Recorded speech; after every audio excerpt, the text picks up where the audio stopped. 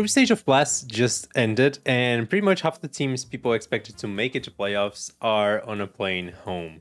That's it. That being said, like FURIA, FaZe Clan, MOUZ, Spirit, all of them are already out of this tournament that people expected to be, well, at least in my opinion, a bit different, right? Of course, some of the results were kind of expected, as previously discussed. Like FURIA wasn't like performing very well, and we even discussed this on the other show. And of course, for this week, as you can see, we don't have Elliot on the show. We got our dear friend Horizon here with us. So Horizon, welcome to the show. Thank you. Appreciate it. Man, it's been a weird event, huh? It's like well, Yuri told us that their T side wasn't going to be good, and he wasn't lying. That gone said, MOUZ are probably my biggest disappointment of this event so far, but I don't know what you think about that, Sam. I'm just disappointed by Spirit, honestly. I mean, it's not donk letting anyone down either. That's the thing. It's just like, I don't know how you managed to get rid of Chopper and somehow come out with worse firepower, but I don't know. We'll get into it. Yeah. That's what you get when your IGL is a meme player. I don't know. Spirit is a big old question mark for me, because in theory, yes, they should be performing much better than they were at least last year, and they're not showing. And I just read Elliot's article on Spirit, and I think I agree. Like, I don't know how much time they got before somebody exploding or killing each other. I don't know. Yeah. Anyway, we got a lot to talk about, so let's go straight into the receipts.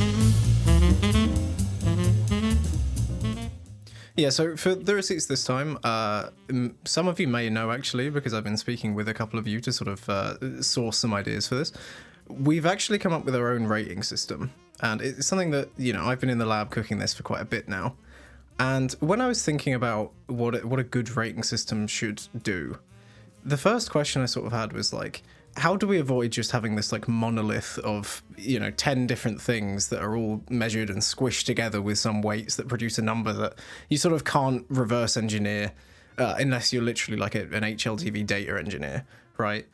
And so what I came up with, and what I think is probably the best approach to a rating, is one that uses dual swing, round swing, and some sort of roll adjusted KPR stat.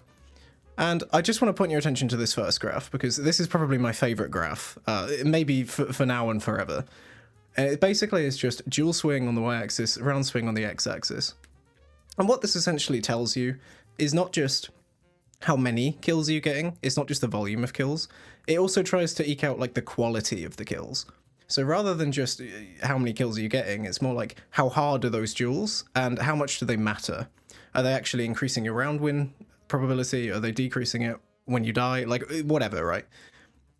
And so from this, you can see, like, again, a really nice thing about it is it gives you these sort of quadrants, and then right at the top as well, there's like a clear cutoff where you just get the genuine superstars, like the absolute bowlers that are in the top category, like ZywOo, donk. flameZ currently is a really interesting one. He's on a massive uptick of form. And then beneath him, you've got Monesi and Kiyosuke, right? Like, if you ask anyone to name maybe the 5 best players right now, they'd probably rattle off those names. And then just below, you've kind of got like that top right quadrant with players like Keisarato and Shiro, who, you know, maybe you don't think they're the best players, but they're sort of like king of the mortals, is how I would describe them. They're not like the gods, but they're still really good players. And then obviously bottom left, you've got, yeah, stinky players. Not so great, right? Anyway, do you have any thoughts on this graph? Yeah, pour one out for karrigan, who looks like he might be the worst player currently playing big events. Because if I'm right, this is big events, right? Yeah, so this is just 2026 big events, and every player here has a minimum of 3 events played. Yeah, it's not looking to get rid of good for karrigan. Sorry to interrupt. No, all good. Yeah, no. I think what's really interesting is the first player that your eyes catch, in my opinion, is Halli, who is very unique in his ability to win duels and still lose the game. His round swing, he's trying too much. It's very obvious. That's what's immediately sticking out to me, and I think that's a pretty damning indictment of his team right now. Yeah, I definitely agree. I think Elige is obviously in a very unique position. He's sort of like the anti-Shiro. Because him and Shiro are both like, they're kind of fragging monsters compared to most players. Like, they can definitely get theirs. Yeah. But whether or not theirs are contributing to round wins or not, very different story, right? Because Elige, you know, it's great that you're getting multi-kills. But at the same time, it just isn't enough to put Liquid into a winning position. Or sometimes, like you mentioned, it seems maybe he's trying so much that he's throwing situations that could otherwise be an advantage. Yeah, for real. Okay, so that's the first graph. And again, this is like what I'm calling the engine of our rating, because I think what this captures is the quality of kills, not just the quantity. But there's one other factor that I mentioned. And so I'd like to point your attention to second graph on our list, which is KPR versus roles. And the way that I construct this is, imagine you have Mirage. On Mirage, you have like 5 roles, right? You've got B anchor, A anchor, short player, connector player, and AWPer. And if you average across all teams, the average kills per round in those spots, you can kind of get an idea for how much you should be fragging if you're playing that spot. And if you look at how much each individual player actually does frag compared to how much they kind of should be, you can get an idea for, in their roles, are they doing more or less, or kind of about where they should be in terms of just raw numbers. So this isn't like the heaviest weighted thing, but it gives you like a little boost if you're like one of these anchor players, like Heavy God, for example, that's in all the terrible spots, and yet you're still like a star fragger. It gives you like that little extra boost. I think it one thing highlights again how amazing flameZ is. Completely like in what looks like a support role, outshining the entire pack. Basically, the only person who's getting more T kills than him is like no one. It's ZywOo is the only one even close to him KPR wise, like compared to his role. It's incredible. Yeah, one thing I'd like to point out is that how dominant you have to be to, like, as a team, to have 2 of your players as the undisputed best in their role in the world. Like, not an event, not a region, like ZywOo and flameZ. And I would also argue probably for Robs.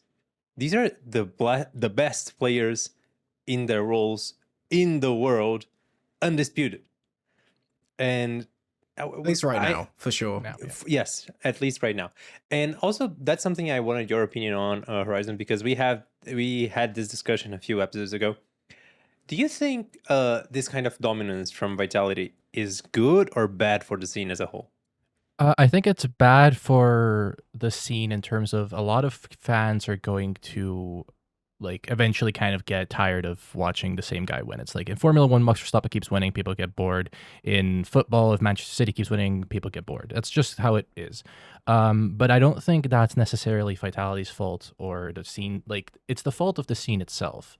If no one can compete with Vitality, then we can complain that it's bad, but ultimately the people inside of the scenes are the one killing it by not actually giving them competition. So it's kind of the worst thing for the scene is the fact that no one is able to put together a team to compete with Vitality, and not the fact that Vitality are this good.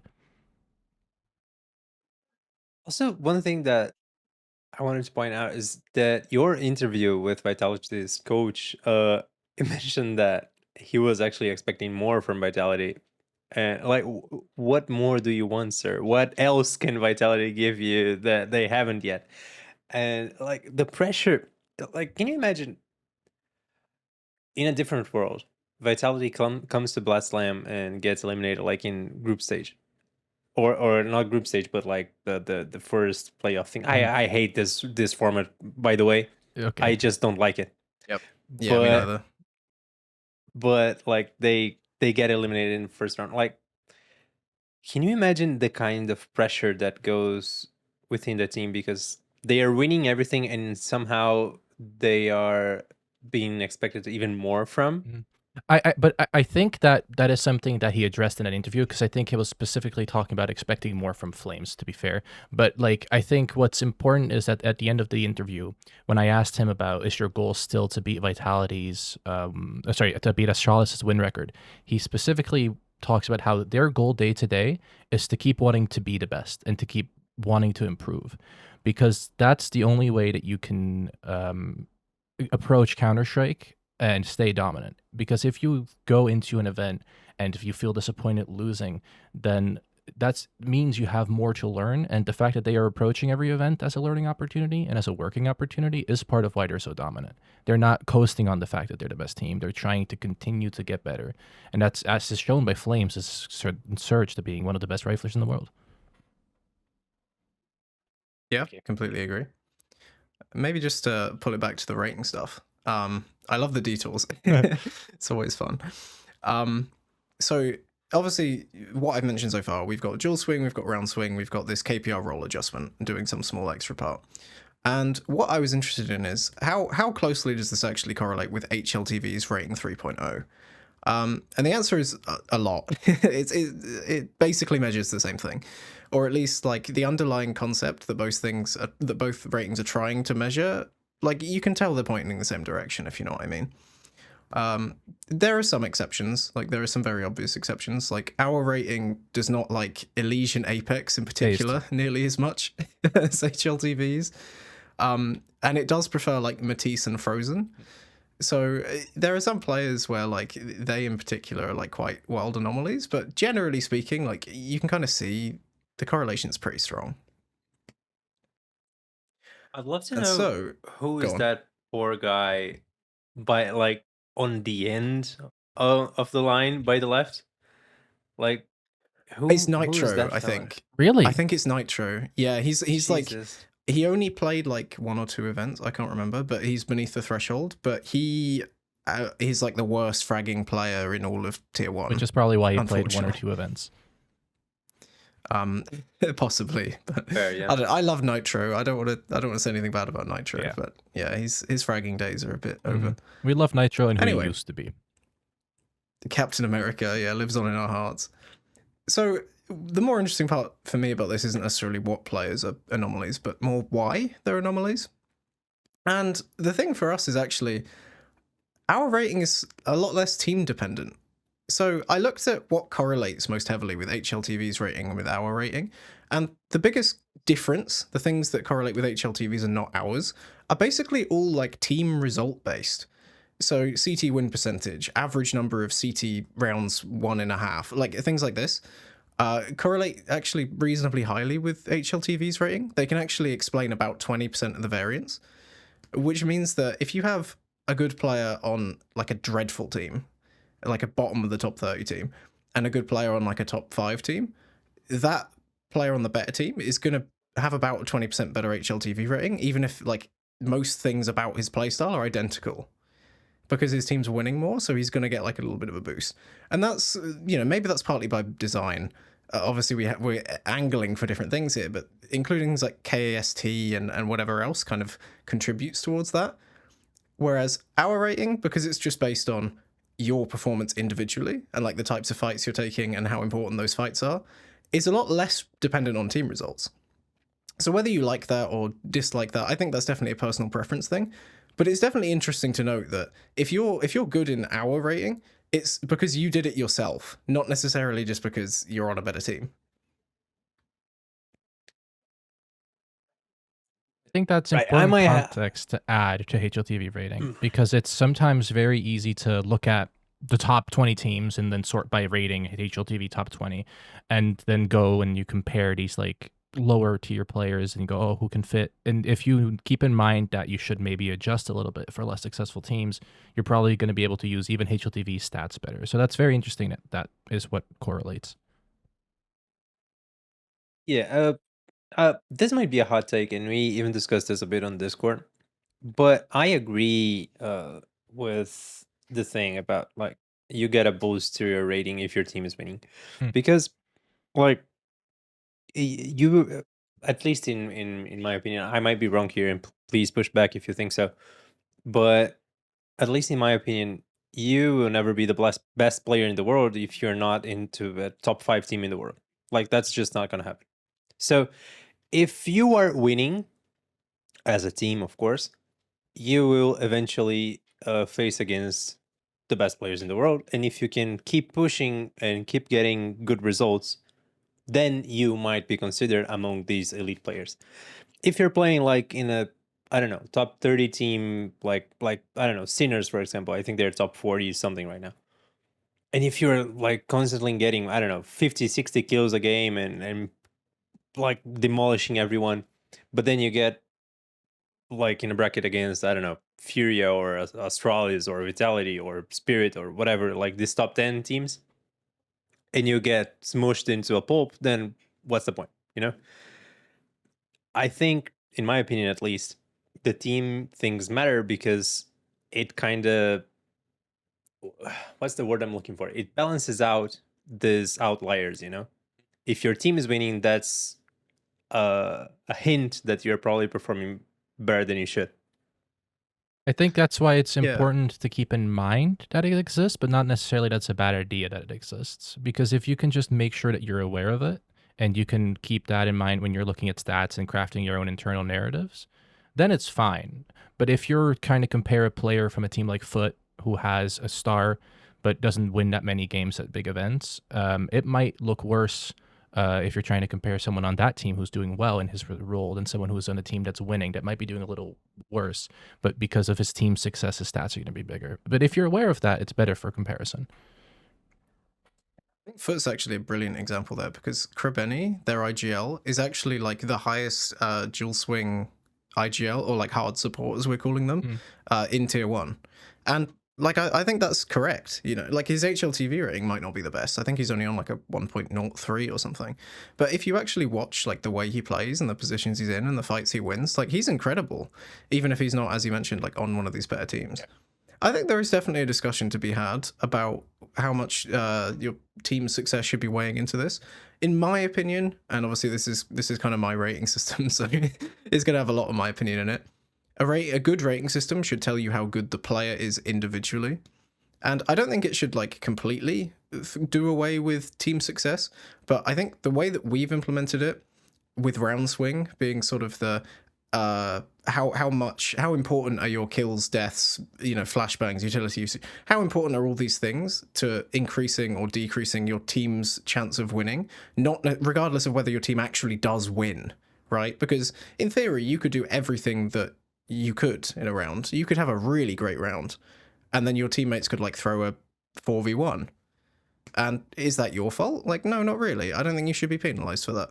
So yeah, that's just my opinion. Obviously, it's up to everyone what theirs is.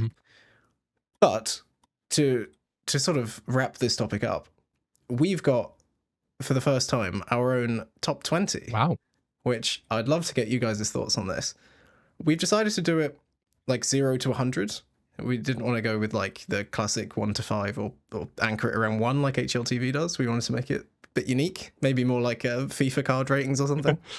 So I don't know. Yeah, I'd love to get your thoughts. Well, again, topic of the show so far: flameZ, third best player in the world. Wow. If we're going by our rating, I think it's really neat that if you look at the top 20, you can see that a lot of players in the same role tend to find similar rating zones. I think that shows that like it is adjusted well, and it's showing how much of a like limit rules can be. I think that's kind of neat to see what like how ALPers trend up at the top, but you see that many star riflers make it. I think it's cool to really look at that because in HLTV ratings rules, it's a little less intuitive than this. I'm shocked to see FaZe have 2 top 20 players, but are still this bad, personally. That is what is kind of caught my eye. Yeah, Twist and Frozen. But I don't know. I think if you have watched FaZe's games, like they are clearly 2 good players still. It's just the other 3 that aren't exactly contributing. It's valid. What about you, Pedro? Are there any do any of these players jump out at you? Well, a few, yes. I wanted to point out, like, there's a difference of 20 points from the first to the fourth. That's a lot. And I really like that because it's like, I don't know. Let's use the FIFA cards example. Like the best player in FIFA is like, I don't know, maybe a 94 or something like that, even less. And then like most of the players, of the good players in quotes, like please mind the quotes here, most of the good players are within like 82 to 89, let's say. But then here we got like ZywOo at 100, and then who's that? MOUZ at 80. Like there's a 20 point difference, which I like a lot.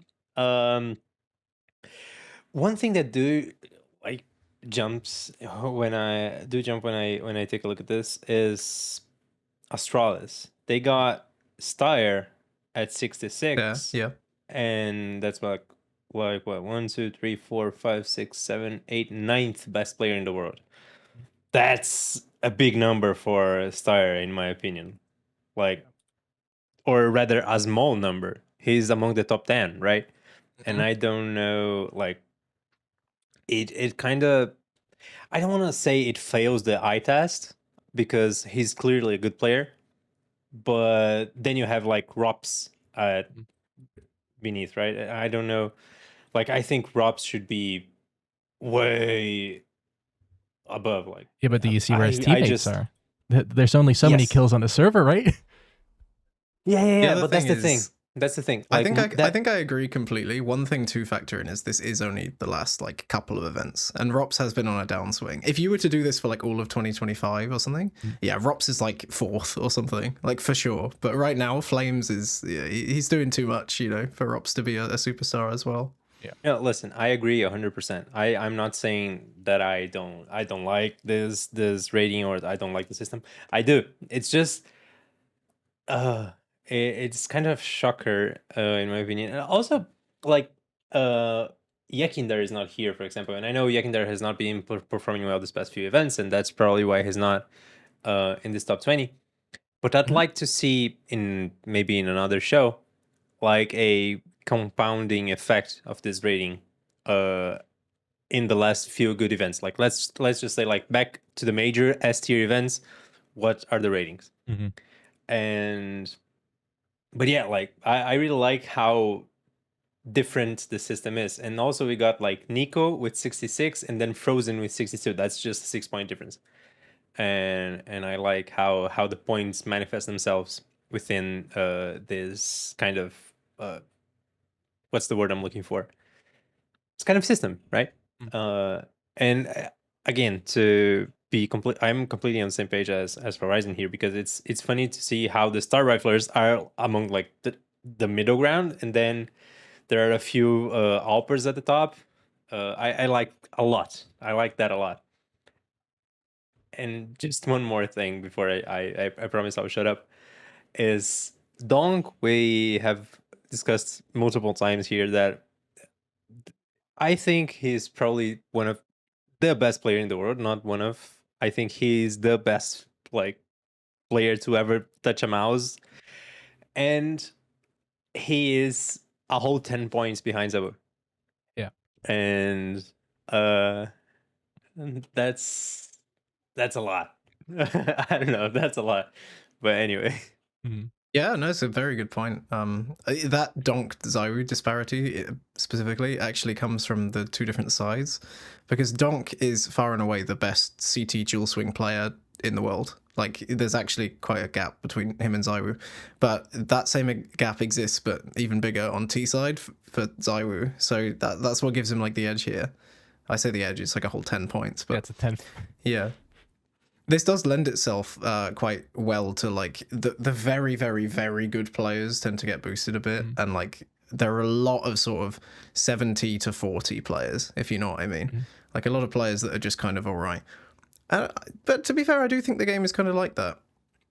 I think it really shows how important team building and team cohesion is, because there's only so good that most players are able to go. Donk's an exception. He might not be human. We have to do some research. But like, you look at all the star riflers, some of the entries on Taras, Nico, they're all within such a fine margin because there's only so much that you can do in that role, and it shows that you really need a team with people that can fit in their roles, and even socially it can fit to get the most out of all of these players. It's kind of interesting when you really look at it to see how much parity there truly is amongst the top. Yeah, agreed. And last chart before we can go back to yapping. This one's for the hate watchers. This is our bottom 20, the worst players according to our rating. And unfortunately, the crown does go to karrigan, who he's been struggling recently. When your goat is washed. So much the same. Ultimate's barely better though. I'd like to point that out Wait. straight away. Wow. And he's an AWPer. That is incredible. That Yeah, there that's, is I hadn't noticed that before. neither. Ultimate is at 31. Fuck. He's coughing, he's choking because of how bad that is. Like Sixth worst in the world, I believe. Wow. Yeah. I think maybe that explains part of the Elise graphic. Is that's your AWPer, then like yeah, maybe I get why he's what are you doing gonna that. do? Bro's got to do something. Sorry, pardon my ignorance here, but this is top what teams? Like top 10 teams, top 15 teams? This is all teams that have played at big events this year. Oh, okay. Yeah, Okay, with okay. a sample size of at least 3 events. So yeah. Okay. Bizarre. Yeah, like I don't know. Like having Alexi so low too, it's a shocker. Like I don't know. I guess it's reasonable from what he has been like showing in the past few events, but I am a Navi sucker. So, anyway, I don't know. Yeah. Also, Techno was performing so well last year, and then now he's at 32. I know Elliot really likes Techno, yeah. It seems like he is the kind of guy who maybe if you put him in better roles could be more of a fragger, but yeah, I don't know. Yeah. It is interesting though that the Mongols are such a top-heavy team because 2 of their players hugging each other downstairs, and you have Liquid doing the same there. Liquid nowhere near as good as Mongols are, despite that. So it shows you how much the top-end talent on the Mongols is doing for them. The other really annoying one on this list for me is actually Tanir, because do you remember all the discussions about Tanir coming from Heroic and replacing, it was speculated to be either Magix or Zontix for a time, right? And then they ended up getting Zwei instead, and it took ages for Tanir to come in. And we were all saying, like, we just can't wait for them to have, instead of Magix and Zontix, like Zwei and Tanir. Yeah. And there'll be like 2 new fraggers.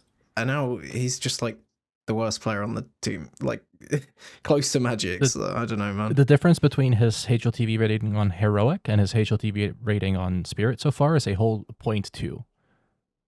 Like, that is a big gap between someone who is a very average player and someone who is a borderline superstar. Listen, I just had an epiphany. Oh. You know where we should maybe you can adjust that in your system to where the team actually holds a bit more of impact within the rating? The IGLs. Because you can see here Apex and Fallen, who are arguably top 5 IGLs in history of the game, and they are both like within the bottom 20. And I know that's a rating thing, but then again, you have to, like, as someone who watches a lot of Counter-Strike, we understand that the IGL most of the times sacrifices a lot for the team. So here you have like karrigan, Alexi, Apex, Fallen, Magix, who we will talk a lot about in a bit, but like they're all with ratings like beneath 35. That's like, it hurts so much to see Fallen, my goat, the professor, at 34, you know? Maybe I'm wrong here, but My goat's at the bottom. I get it. If that helps. Yeah, true. I think IGLs are always going to suck on basically any rating system you come up with, because the problem is if you start accounting for things that IGLs do that aren't fragging, you end up with a rating system that's really topsy-turvy. Like what can you actually measure that could go into a system like this that doesn't just break it, that IGLs are good on? Yeah. Like, obviously, the one thing that is boosting IGLs a little bit right now is that round swing takes into account, like, if you throw a really good flash that full blinds someone and then someone else gets a kill, you get, like, a portion of that round swing, because obviously you've contributed a bit.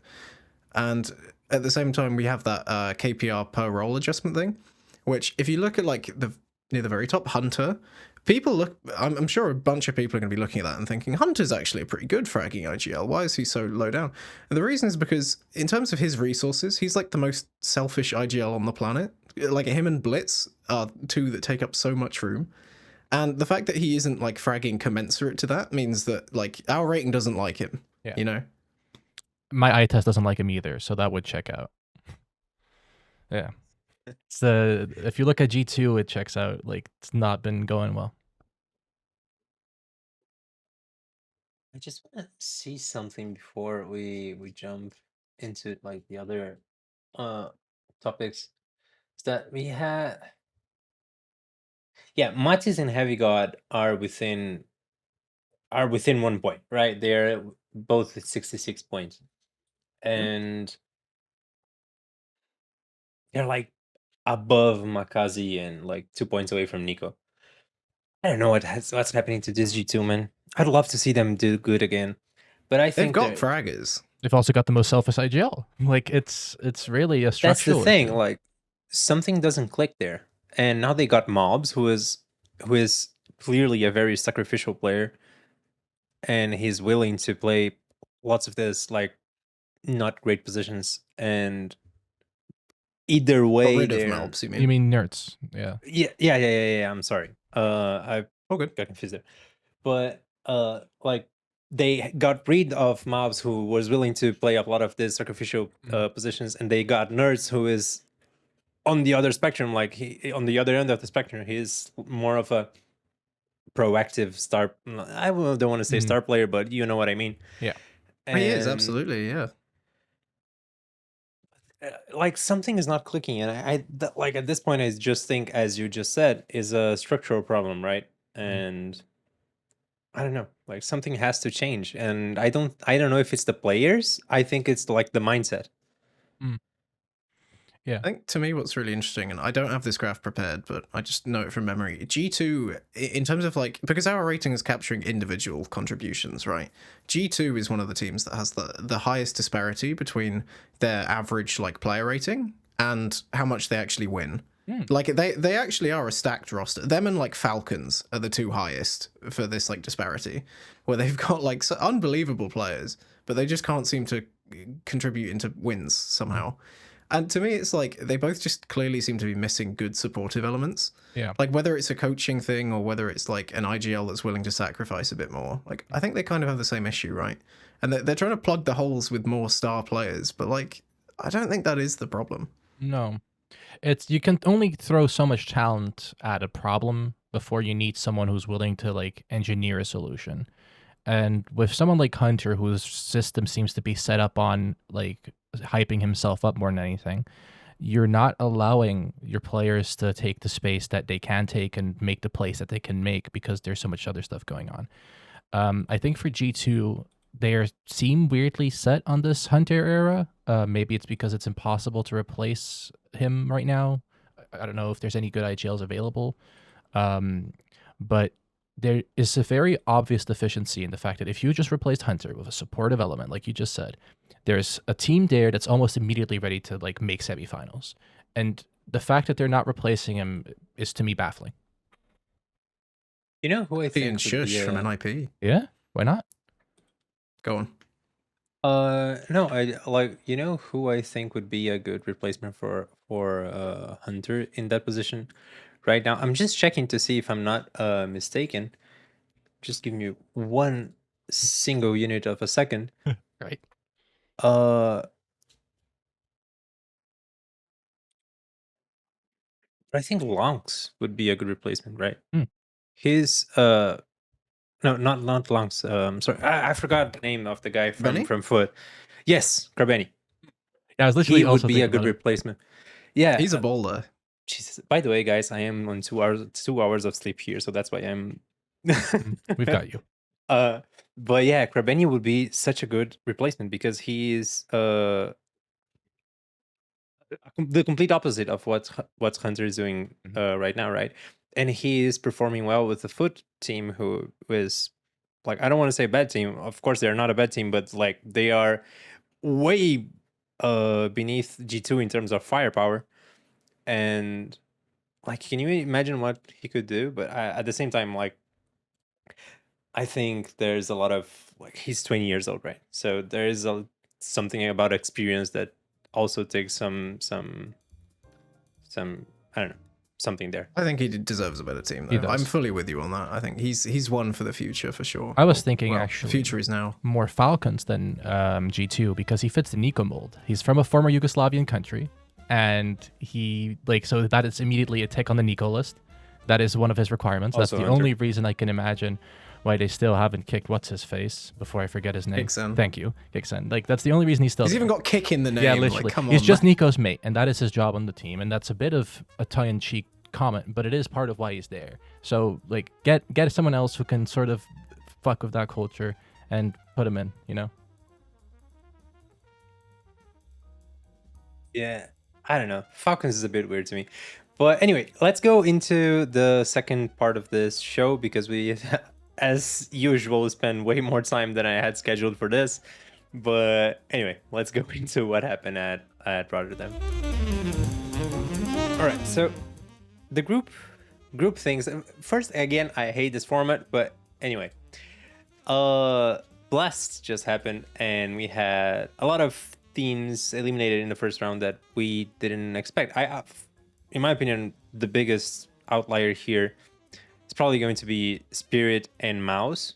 I think FURIA, as much as it hurts me to say this, because again, I am a Brazilian FURIA fan, and but they were kind of okay. I expected them to not perform great this tournament.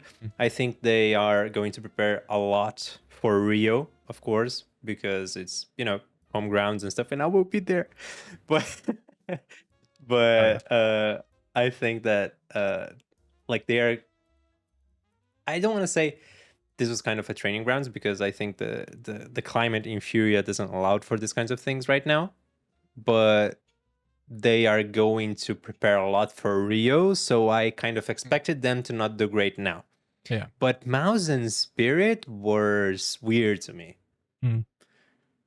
Especially MOUZ, because losing to 9Z, for example, it's what the fuck is going on? Yeah. I was actually going to ask you what's weird about Spirit losing. We've seen nothing else since this roster's been made. Like Donk. Yeah, but one donk versus 4 anchors, like not anchors simple role, but in terms of holding him down. Board anchors. Yeah, like actual anchors. It's kind of hard to out aim an entire team. So to me, that Spirit result was honestly expected at this point. Unless there's big changes to that team, they're gonna keep doing this. I mean, I was watching that Overpass game, right? The one that they lost, the final map, and literally they were like stacking 3 or 4 players on B Spirit on the B site, and they were just getting run over. And then by the time Donk rotated in, it's like 4 players had gone down and got 1 kill, and now Donk is in like a 1v4, and he'll still manage to get like 2 or 3 kills and then lose the 1v1. Yeah. And I don't like, what more is he meant to do, man? It's ridiculous. There's a narrative currently going on, and I think Overdrive is a big pusher of him. Overdrive, I'm looking at you. If anyone's saying Magic's need more time, he's an IGL, Apex took 2 years to get good. We're talking about probably the greatest player I've ever seen, all right? The best player I've ever seen. You cannot waste 2 years of this guy trying to get an IGL who's currently just kind of a meme. That's kind of all he's contributed to CS at this point, is shooting at legs and being a meme.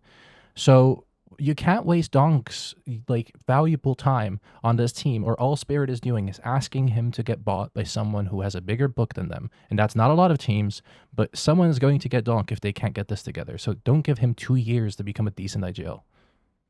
So just like to comment on that, I don't think it's just a matter of him getting bought. I think it's a matter of him wanting out, because he can't win with Spirit.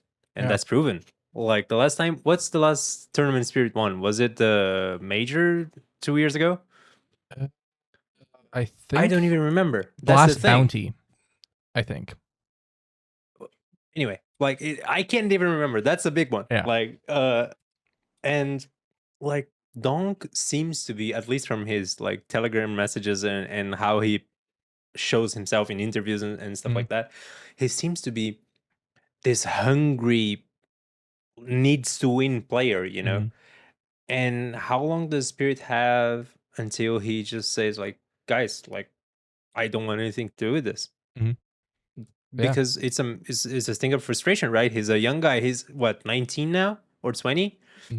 And he still has a lot to compete for.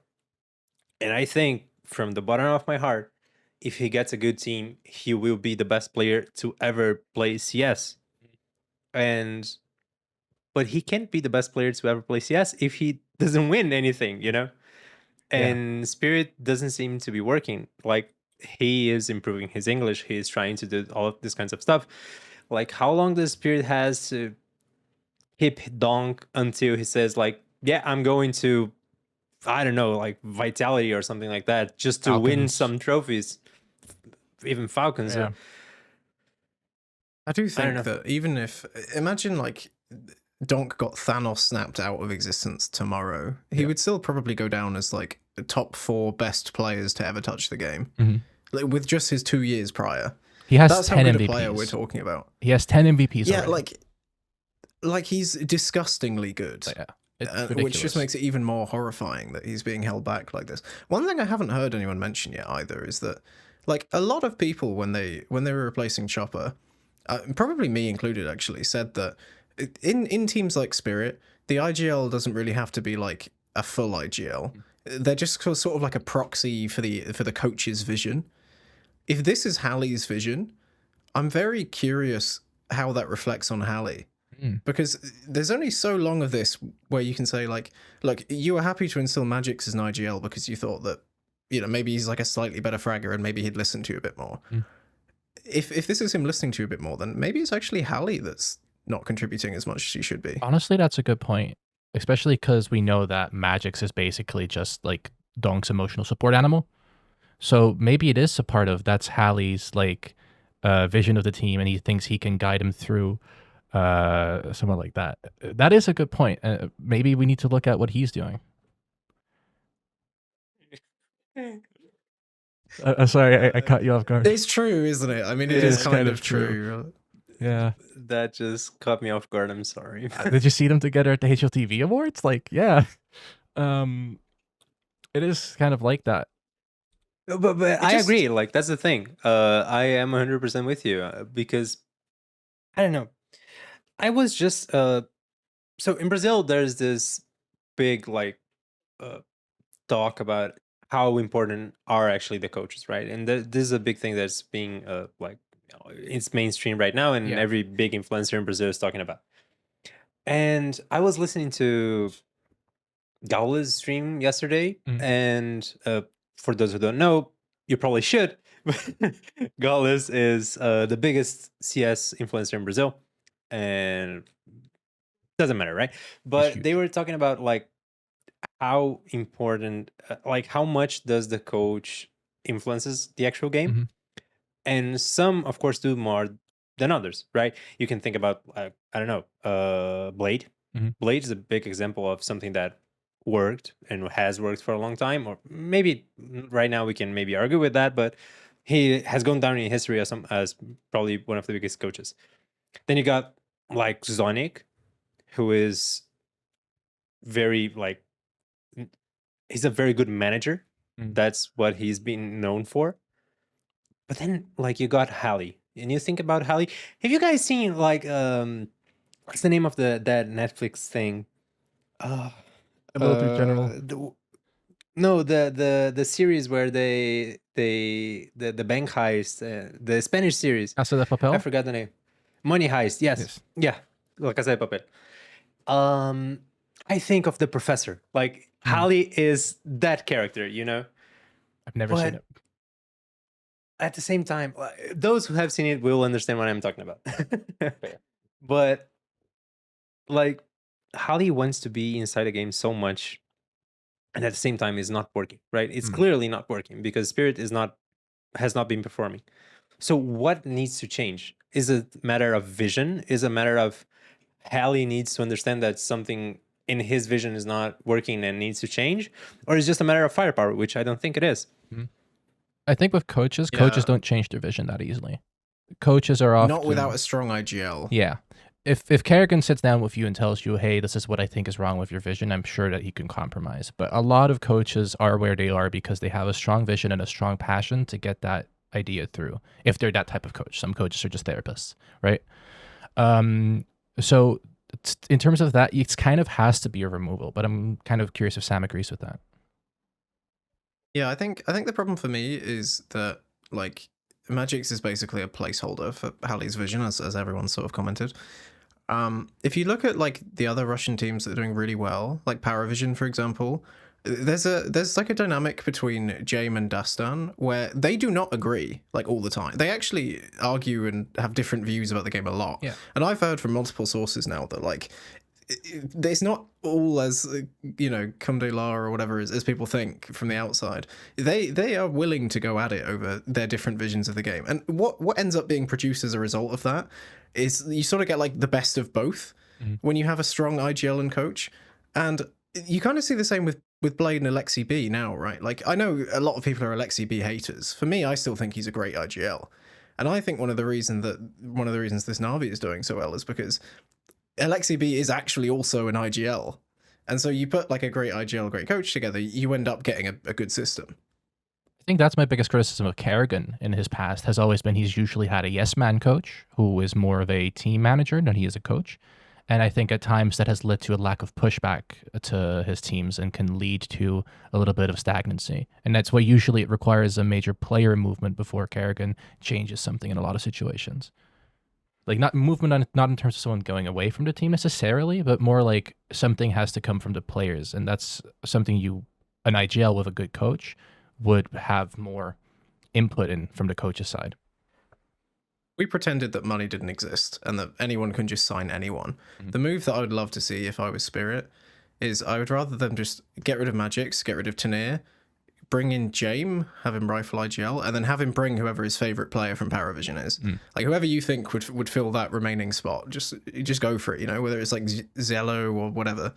Because I do think that what Spirit desperately needs is just a strong IGL. Yeah. Right now, I don't know if Jame would be willing to make that change to the rifle.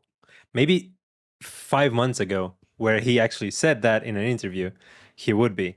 But right now, I think he's like enjoying the wave, He's performing up there. I don't want to say like spectacularly because he's clearly one of the weak links of the team. If we like just see his scream, he's missing a lot of shots he probably shouldn't. That if they had MOUZ or Molodoy or Shiro in that team, they wouldn't be. But then at the same time, he is provably a strong IGL, right? And I don't know. You know what move I would love to see? Alexi to Falcons. I think that would solve a lot of things. Only if they get to take Blade. Bring both. Which is never going to happen, but that would be incredible. I don't think they would ever lose another game if you gave Blade all that talent. There was a rumor not that long ago that I think Yimfat was going to join Falcons if Alexi went. Like there was it was going to be that Jimmy would actually sign with Falcons to replace Tesses, but obviously he wanted another Finn with him. So that's like one of those alternate universes that makes you think a bit, doesn't it? What do you guys think about karrigan Falcons? Or Falcons karrigan? I love it. I'm like the #1 supporter of this move. I think it's incredible, especially because we spoke about this on a previous episode, but when I did that graph that's like plotting the different styles of the teams, like how sort of loose, defaulty they are, how aggressive they are, whatever. Like Falcons and FaZe were the two loosest teams, like by quite a wide margin, but opposite ends of the aggression spectrum. Obviously, karrigan loves to run in first and just like make space for his teammates. Whereas, on Falcons, it's kind of the opposite problem. It's like Nico, Kiyosuke, and Tessa is like, I don't want to go in first. It's, So I do think that if you were to just slot karrigan in there, you would cook something. I don't know if it would be an absolute nightmare or whether it would be the best team in the world. You'd get one or the other. I think it would be both at different intervals, to be honest. Like, as a FaZe fan, absolutely not. Or, well, I'm not anymore. I can't be because I'm a professional. But, like, as someone who grew up watching FaZe, basically the entire time I watched CS, that would hurt because I've watched so much karrigan. But in terms of for the sake of his career, I'd love to see that for his sake, because I think they would win a couple big events. Imagine if Nico needed karrigan to win his first major. The storyline would be crazy. Like, it would be great for narratives, and it'd be great for the scene, like we talked about earlier in the show about how Vitality could be bad. That team would be great for the scene. It'd be cinema every week. Okay, so let's cut the yapping a bit. I love this, by the way, but we are kind of we have been recording for 50 minutes and we are still on segment 2. So Sorry, I'm a let's yappist. just, I love it, but let's go like point by point about the teams, because I think there are a few things that we haven't spoken about yet, at least enough, and I think that we probably should. As I said in the last episode, I think FaZe are in a very bad spot right now, and they just fired Neo after God knows how much time he's been on, and I don't think, like, nothing against Grubby or I'm sorry if I'm mispronouncing this, but nothing against this interim coach that they have right now, but I don't know if that's going to solve the issue with FaZe. I don't think so. And they are about to lose their trip to the major. So, like, very briefly in 2 minutes, what do you guys think about this situation? Okay, I think changing the coach is like changing the captain of the Titanic after you've already hit the iceberg. At this point, it's already too late, and that's not going to really make a difference. FaZe have much bigger issues, like their Alper who can't hit a shot, and their entry who is not particularly good. So, regardless of karrigan's performance, who has always been bad, even if he's the worst now, like individually, he's never going to be great. The fact that he has 2 people around him who can't shoot, no coach is going to fix that. Unless FaZe can make Jacob suddenly be like an actually competent site taker, some like space taker, someone who's can actually do stuff in that degree, you're just going to see this wall where Twist and Frozen are running at people, trying to make something happen, and nothing happens. And it's just going to keep happening until this team doesn't make the major and FaZe actually has to spend money to fix something. Or go bankrupt. I fully agree with that. It feels a little bit like when Liquid benched their coach and they ended up having like Demars de Rover stand in or something. It's one of those where like no hate to that guy. That guy's great. Sure. He's actually incredible. But like they didn't intend on him being a coach as a long-term replacement. It's more just like we want to change something, but like we don't have the allegedly we don't have the money to make it a good one. So we'll do this, allegedly. I guess. I mean, they did it with Innershine and it worked all right, but like, is that really gonna work for this team with this talent? I don't think so. Right. I think we're probably on the same page about this team. Like, I don't know. I'd love to see FaZe doing well again. And I've said this repeatedly for a bunch of episodes now. I am a karrigan fan. Like, I want the old guy to do well. But, like, something has to change. And I don't know what it is. And I don't know if they're lacking firepower. I mean, of course, Ultimate has not been performing that well. And we can pretty much point our fingers at him and say, wrong.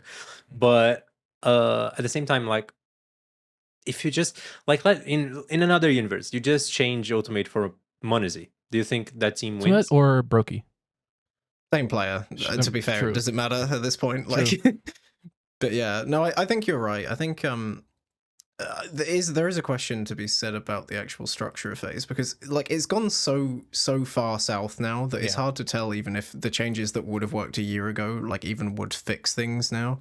Because if you asked me that same question like, I don't know, 6 months, 8 months ago, I would definitely have said 100% yes. You swap out Brokey for like Dexter or something, you swap out, I don't know, Jacob for just like some cracked tier 2 aggressive rifler. Yeah, I reckon FaZe would be right back in there with winning ways again, but I don't know anymore. It just seems like it's gone too far. The reference that Yuri interview I did, he literally said it, like he's using karrigan as an example of their T side being bad, saying that karrigan has said you make changes and changes and changes and you only get worse.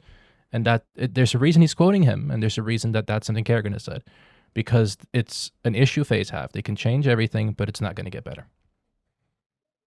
And I think we might want to talk about Liquid a bit too, right? Like, they're also out of the event in the first phase, and we have kind of went like talked a bit about them before, but Elige did a good event, but at the same time, like I would love to see them do well. At this point, I also don't know what would help them. I think they are part of that hate watch. You just want to like look at them to watch them bleed, and like by the end of the movie, you see the villain bleeding out. You know, it's like, Yeah. look what they did to you. I think they made I don't one even of know. the two moves they needed to be honest. Like, I think that MOUZ upgrade is actually an upgrade because Liquid desperately needed someone to help Shui be the, like, bomb site entry type. Because Nerds and Elige were essentially the same type of player. Like, they both want to be, like, star openers. They don't want to be, like, bomb site entries that go in sacrificially. They want to be able to, like, on a timing, go and run up somewhere. Look, more like an aggressive lurker, if you know what I mean. And MOUZ isn't really that guy. MOUZ is the guy that is willing to just be like first in as like a pack entry. And he's pretty good at it. And he'll also do some anchoring for you on the CT side. I think the only thing left now, like that's step one. Step two is just get a better AWPer now. Yeah. And that's been step 2 and 1 and 0 for the past like year. But you know, there's some way there now. I almost forgot Flashy was their coach because of how many other issues they had that you forget that he's there because you're so focused on the other stuff going on with Liquid. Like, I don't actually know if Sui is a good IGL because he's been stuck with structurally like unbalanced rosters for so long now that I can't evaluate him. I'd love to see what happens if he had an AWPer. I'd love to see that, but I just don't know. Yeah, I tend to agree with you guys, and I think we kind of expended all of what we had to talk about within this kind of last event. So yeah, let's go and talk a bit about the last update, which I think would change a lot about how the game works, and I'm really interested in seeing your points of views. Yeah. Okay, so this is pretty big, right? This is probably the biggest, I wouldn't say the biggest, probably top 2 biggest mechanical changes from CSGO to CS2, right? Because I would say the biggest is probably how smokes work, with all of that, like being able to see through the smoke and exploding the smoke and whatever.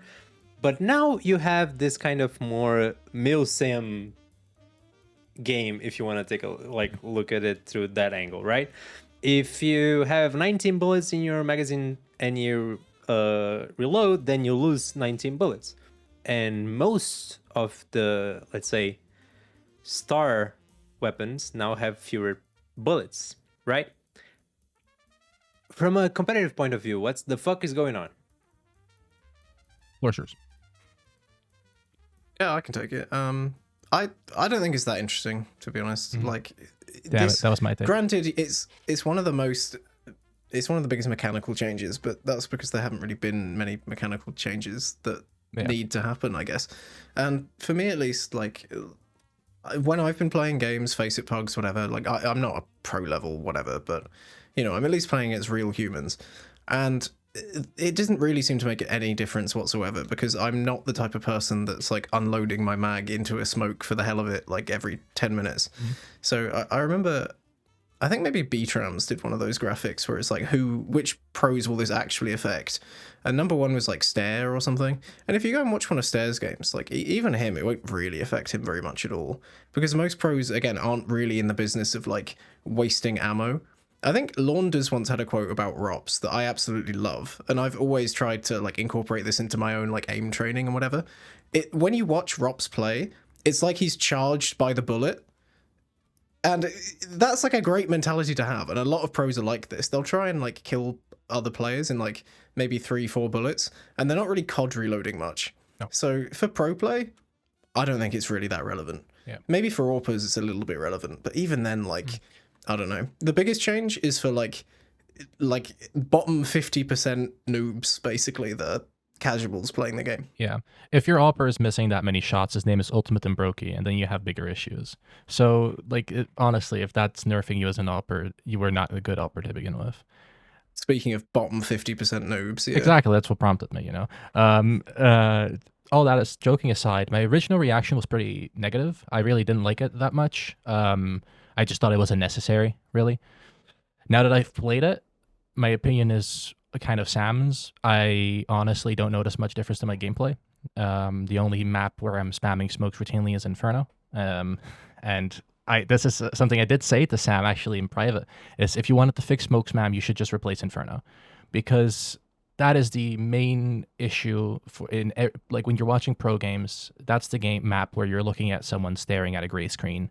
That is like the #1 map where that's the issue.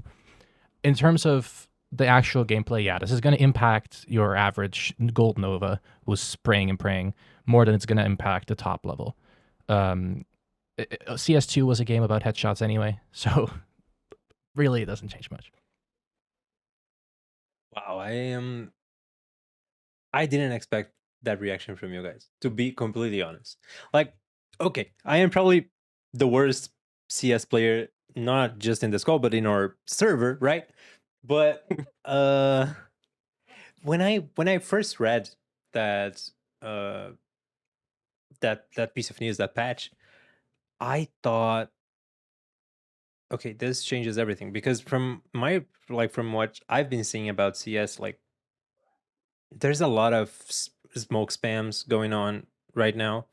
And not only Inferno. Okay, Inferno might be the biggest offender, but you can think about Nuke, for example. Like, you can think maybe even Mirage on retakes. Like, specifically for ops, I think they might get the biggest like nerf, I would say, of course, because they have the least amount of bullets now. But just in general, I think that, like, I like the idea of being more like mindful about your reloads. I think this is an important change, but at the same time, I think that taking this smoke spam simulator out of the game is a good thing. But I might be wrong here, because you guys clearly don't agree with me. It's if you're spamming the outside smoke on Nuke, like that is the only smoke spam that is going to be like every round almost if you're playing outside. And you have 2 players there who can both take part of that and who can both reload and cover. So they can just spam their mag, reload, and ultimately for them, yeah, 1 mag less is 1 mag less, but the outside player tends to die before it matters. Or at least is in a retake. We can always theory craft this, right? Like, let's think about the scenarios in which a pro might actually be caught out by this. Like, how does it fundamentally change their behavior? Well, beforehand, if you were... Sorry to interrupt, but I think like the only thing that actually matters is for late game rounds. Like when you have like just a few seconds left, and then you have probably spent maybe 1, 2, or 3 mags even, and now you have just 1 mag for a retake, for example. That's when I think it matters. The thing about a retake though is there's usually guns around. Like, if you're spraying through smoke or whatever, right? You're in a position where you are just unloading bullets. You always have to be aware of the fact that like your opponents can hear how many bullets you're shooting, and they are keeping track of like roughly how many bullets you have in your mag. So if you're a really bad player and you're unloading close to a smoke, and like the player on the other side can just burst through that smoke afterwards and like try and take the fight on a timing, like that's something they can do. But pro players already know this, and so like everyone except maybe the terrible ones don't really do it unless they're far enough away from the smoke that they can, like on Nuke, for example, you'll be hiding behind like blue box or something, spamming through the smoke, or lockers, or you'll be far enough away that like if they did pop through the flash or something, like it's not going to catch you off guard. Yeah.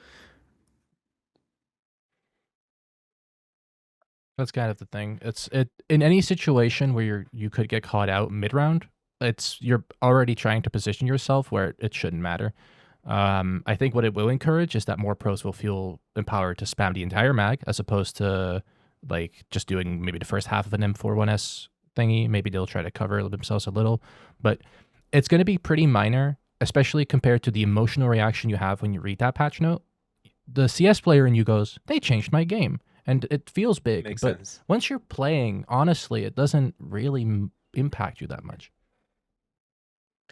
Yeah, I played a few pugs yesterday, and again, I'm not good at CS, but like what you just said, I think is very on point, very precise. The emotional response I had when I read that patch was wow.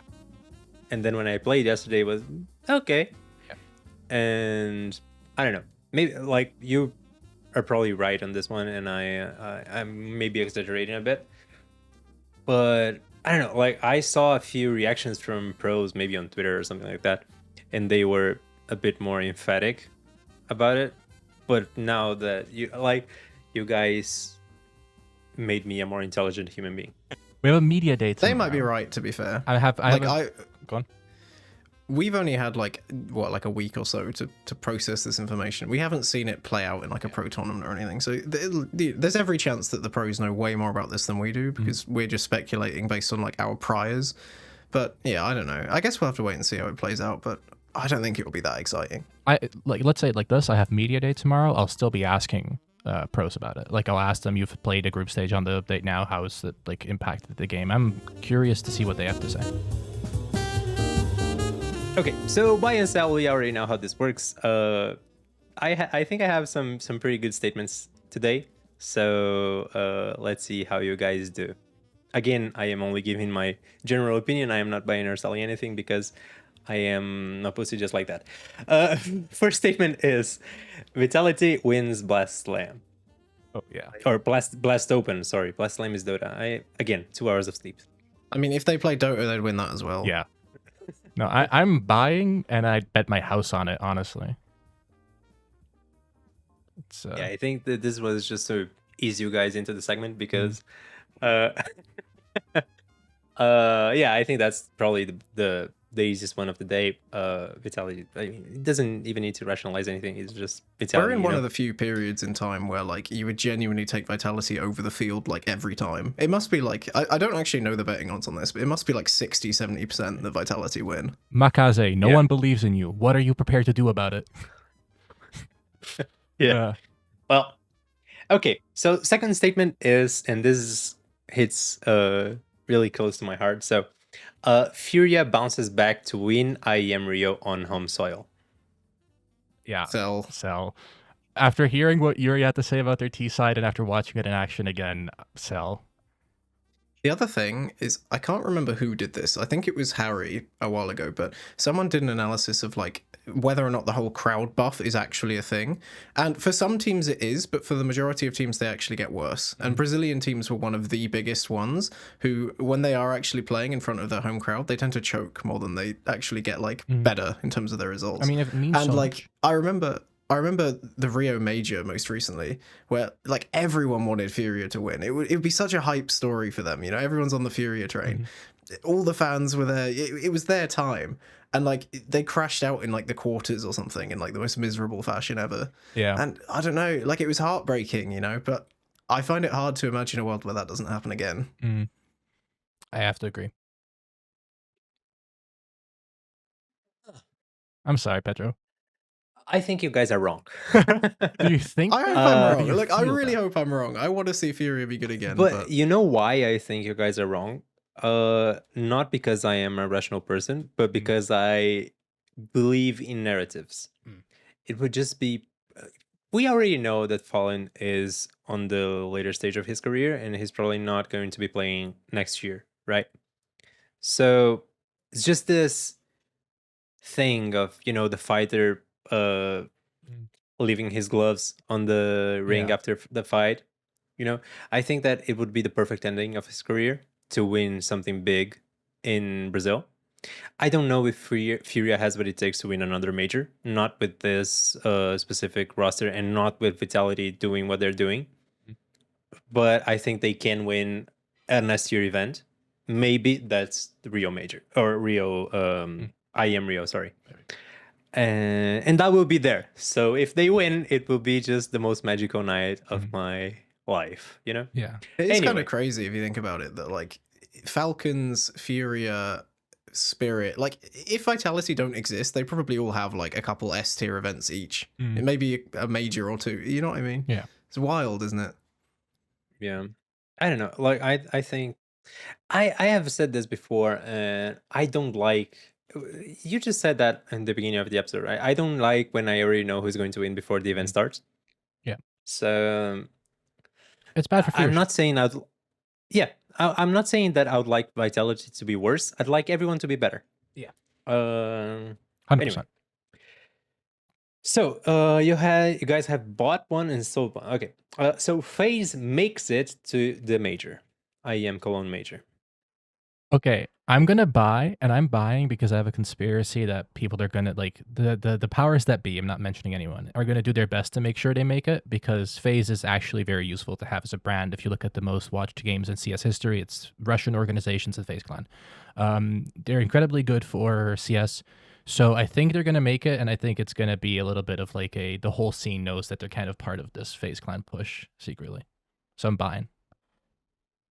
I think I'll have to sell. This will be the first time we diverge, but like FaZe Clan are just way too depressing. Like, can I add a stipulation that if they make like 2 roster moves, maybe they can make it? Otherwise, they're just not, you know? Mm-hmm. Fair. Yeah, I think that's fair. Yeah, I can't argue. It's just I have to believe it. So going in the same line, karrigan retires as a player before the end of 2026. I think I'm gonna sell, and I think I'm gonna sell because I don't think karrigan's gonna let himself go out sad. I think he's gonna at least try to do something and try to go out on a high. And maybe he won't succeed, but I don't think he's gonna quit at the end of this year, unless FaZe Clan turn around if they win a major and he retires at the end of that major. I think I'm gonna have to say buy, and again, I'm gonna be a bit cowardly and put a stipulation in that, you know, unless he gets signed by like Falcons or something, some incredible move, I do reckon it's probably the end for him. Mostly just because I think that major that we just had was like the biggest dead cat bounce of all time. Like the fact that FaZe made it deep there was not actually anything to do with FaZe. It was just like pure bullshit, you know. That is FaZe, yeah, though. like vibes and. Sure, but like there's only so much of that you can have consistently, right? And like I think that's definitely they used it all up on that event, you know, and now they're just nothing. That's fair. But you know, I might be wrong here, but I don't see. I don't know. Maybe I'm wrong, and please push back if you think I am. But I don't see karrigan playing for any other organization as a player. Remember that time he stood in for Envy? I don't. What? Sorry. I mean, there was that one time where he played for Envious, which I never thought would happen. So maybe anything can happen. He went to MOUZ as well. He did really well there. Yeah, that made sense though. But like at this point, like okay, at this point, I don't see him playing for another organization. I think it's more probable that they just restructure the team around him and tried one last push. But I don't like. I would love to see Falcons karrigan, but I just don't think it would happen. I think there are 3 real options. I think either he goes to some massive moneybags team like Falcons for one last hurrah. FaZe all of a sudden decide they're willing to spend money and get like 2 big name players, or at least 1.5 big name players, or karrigan retires. I think one of those 3 things is going to happen by the end of this year. I find the fact that FaZe Academy seems to be real interesting. I don't know how that factors into karrigan's career, but it does seem to be interesting that FaZe are planning for what is the next stage of this roster and how are we going to be a at least sustainable esports organization. Whether or not that is going to include karrigan, honestly, I don't think maybe even FaZe Clan know that yet. But yeah, it's interesting to see if that factors in at all, or if this might be the last hurrah of this karrigan team as they try to find talent to replace what's going on. Good. Second to last statement, you guys have 1 sell and 1 buy. So be strategic. Well, you can really because you need. Well, anyway. PARIVISION makes it to the grand final of Rotterdam. I need to look at the bracket. I don't actually know the bracket. So they are facing Falcons, and then if they win, it's Na'Vi. Oh no! When they win. Fair. But yeah, they probably lose to Na'Vi. I'm that's true. selling because I don't think they're going to beat Na'Vi. I think it's going to be Vitality Na'Vi in the finals. I think Na'Vi have something to prove because they won an event that Vitality wasn't at. So, sell.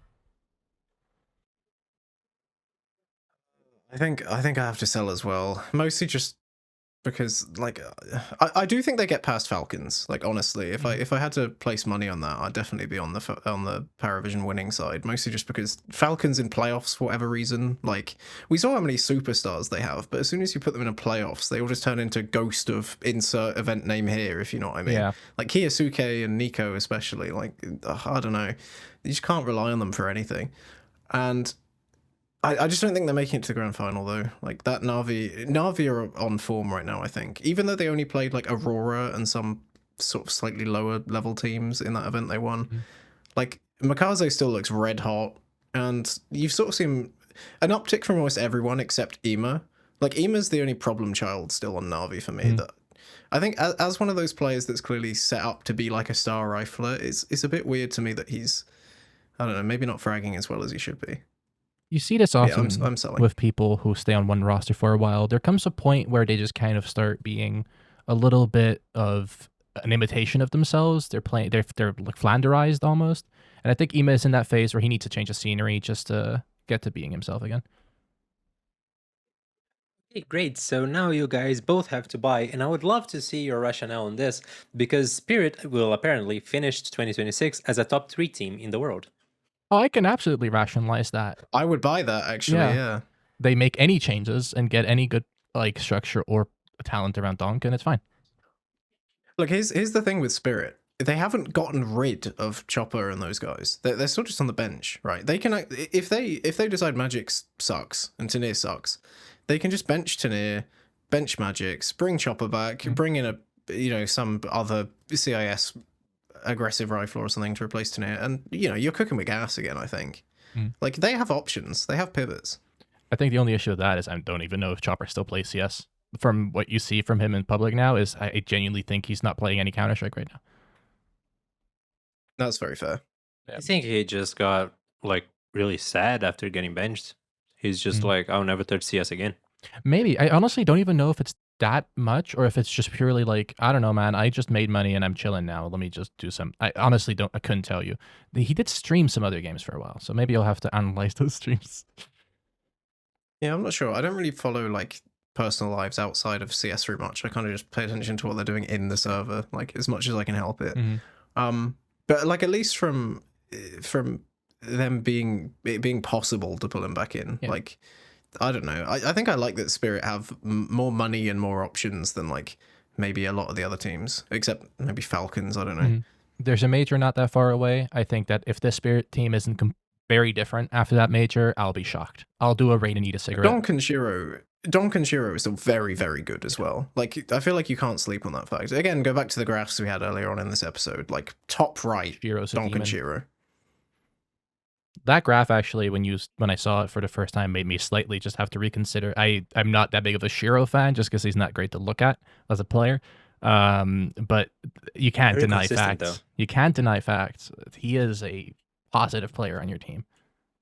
Shiro is very consistent. Like, he is consistently playing well. He's not funny to look at, like, let's say Molodoi is. Yeah. He's not doing those like 1v3s, 1v4s like Molodoi is, but on a good day. But I don't know. He's consistently good. So that's why he keeps getting pushed to the top, as he's a very good player. But yeah, I'm kind of surprised. I thought you guys would disagree with that last statement because, well, just because. But I always believe in Donk. That's the problem. He's just too good for me to count out. I've seen what he's done to the team I tried to watch as much as possible in finals, and that alone has made me say Spirit can do anything with this Donk. Like, if he averages a 2 HLTV rating for an event, I will not be surprised. Yeah, me neither. He's just a very good player. He's out of this world, to be honest. Anyway, I think that's good enough. We have just looking ahead, so let's go straight to it. All right, so we have BLAST Open finals this weekend. We already kind of brushed through what we think of what happened there. It's gonna be another Vitaly win. But I think we do have like some interesting matchups coming up. I think Aurora Mongols is a very interesting matchup to take a look at, and I also think that Falcons PARIVISION is a interesting game to look at. Even though I think that last one is a bit more one-sided, I mean, Falcons is always fun to watch, right? And James is always fun to watch too. So anyway, that's kind of my vision of what's going on. And also there is BC Game Masters going on, which is this tier 2 events that actually has some tier 1 teams playing, and they're just like scrambling to get some VRS points before the major cut. So yeah, I think this next week is a very interesting week in Counter-Strike because a lot could happen. Yeah. Shout out to Fnatic losing to MOUZ NXT, by the way, at that event. I always like seeing main teams lose to academy teams. It's always good content. This upcoming week, keep your eyes open because I think we're going to get some bangers in Rotterdam. I think the Dutch crowd is going to be good, and I'm not just saying that because I'm biased. I think that the couple smaller events we've seen at this venue and at this like location have been very good crowd-wise. So I think it's going to be great to look at, honestly, for spectators.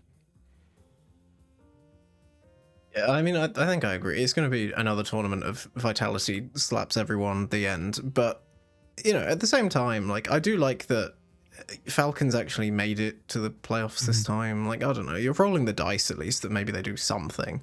Like, we're long overdue a tournament where, like, Monacy and Kiyosuke just pop off and make it to a grand finals. Yeah. Like, they've got it in them. They just have to, maybe they'll do it at this one, you know? That's what I'm hoping. Fingers crossed. And if not, at least the Mongols and Aurora are going to give you some clips. That's a clip matchup if I've ever seen a clip matchup. Yeah. And so the next big, like, S-tier big event is Rio, right? Because the next few events are kind of cut with, like, top-tier teams. Because I know that for Bucharest, for example, there are a bunch of teams who will not be playing. Yeah.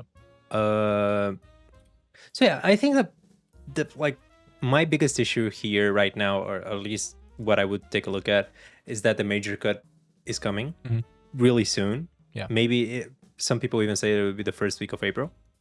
So, like, teams are scrambling right now. Like, the teams who are about to get not invited to the major are really, like, scrambling. And I even did a context tab, like, specifically on this. So shout out to Marcin, our editor, that edited that. If you want to understand more about what's going on with those teams, go take a look at that. It's in our social media. But anyway, so thank you so much, Horizon, for participating. It was a blast to have you here. Thank you for having me. I hope you will be here more times in the future. Let's hope, yeah. And if not, at least keep your eyes out on the website, rdy.gg, where there's going to be interviews coming out during this weekend, after the game interviews and after the media day tomorrow. So keep your eyes peeled for that. Yes. So this will probably go out tomorrow. So media day is today in tomorrow. So anyway. You'll get some great interviews today. So, good. Sam, any last words? I just, yeah, looking forward to watching that event, and it'll be good to... This is the first event, actually, for our CS division that will have people on the ground, and who better to have on the ground than a resident, a local, at the event. So, yeah, look forward to it. Oh, yeah. Great. So, that being said, follow these guys on social media. They're awesome. Follow rdygg in social media. We are also awesome. And, yeah, so that has pretty much been it. Thank you so much for watching. If you are in YouTube, thank you so much for listening. If you're on Spotify, and yeah, so stay ready, stay informed, stay ready. That's your win condition. And now we'll see you next week.